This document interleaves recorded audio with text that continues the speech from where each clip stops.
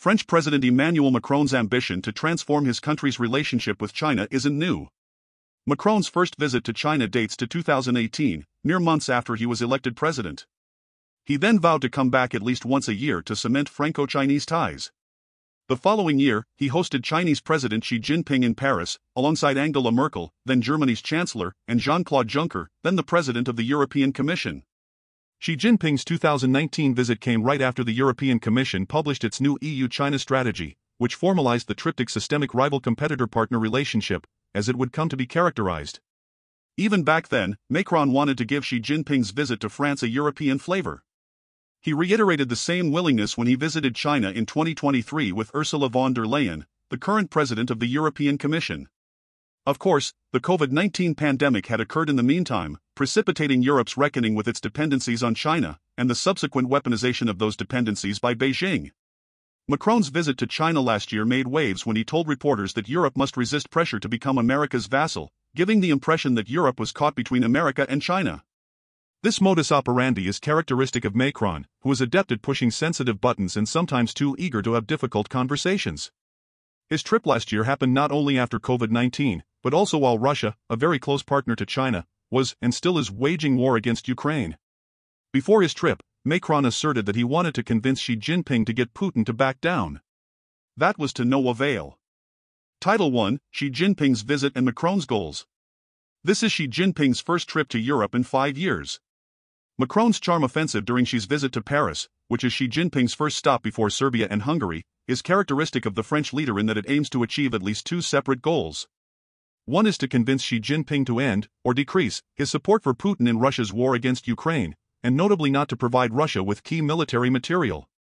The second is a corollary to the first, to form a closer personal relationship with Xi Jinping. To advance this goal, Macron took Xi Jinping and his wife, Peng Liyuan, to the southwest of France to visit the home of Macron's late grandmother, whom he was very close to. Macron occasionally resorts to such shows of personal contact, like when he hosted Putin at the fort of Bregenken in 2019. France and China are also celebrating the 60th anniversary of the establishment of their diplomatic relations. Xi Jinping's visit to Paris came at a time when the war in Ukraine has increasingly become a meat grinder, as Putin relentlessly attacks Ukraine's infrastructure and civilian population. As Ukraine only recently revealed that it foiled a Russian plot to assassinate President Volodymyr Zelensky, time is of the essence.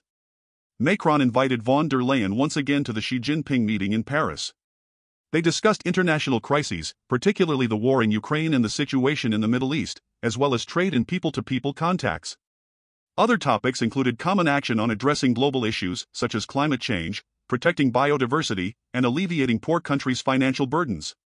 The situation in the Middle East warranted a separate bilateral communiqué, in which both France and China called for a ceasefire in Gaza, among other issues. Having von der Leyen at the table was key to sending a common European message, especially as she is known to be tougher on trade issues, having initiated the European Commission's first economic security strategy last year, which was professedly country-agnostic but quite clearly directed at China. Notwithstanding von der Leyen's presence, German Chancellor Olaf Scholz's absence was notable.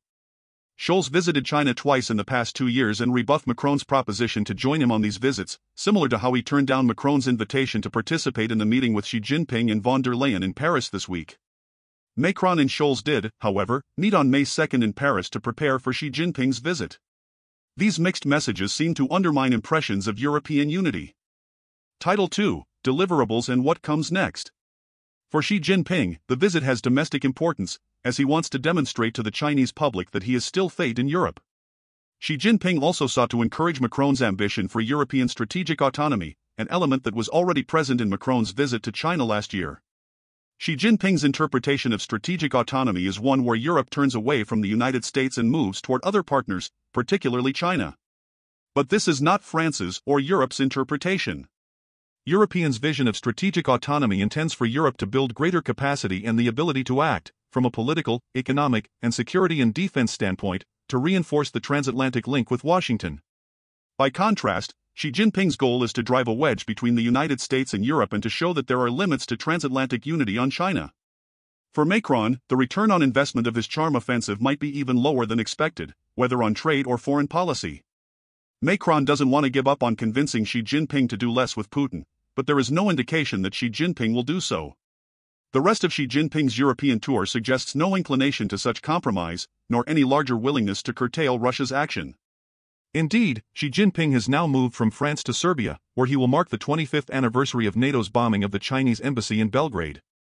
From there, Xi Jinping will travel to Hungary, where Viktor Orbán will host him in pomp, and contribute to undermining European unity on China, particularly as Orbán seeks to entice Chinese electric vehicle manufacturing. Maintaining European unity on China is key, but Macron and von der Leyen can't do it alone. One may fear that what remains of Xi Jinping's Europe trip will be the Chinese president's capacity to divide and conquer.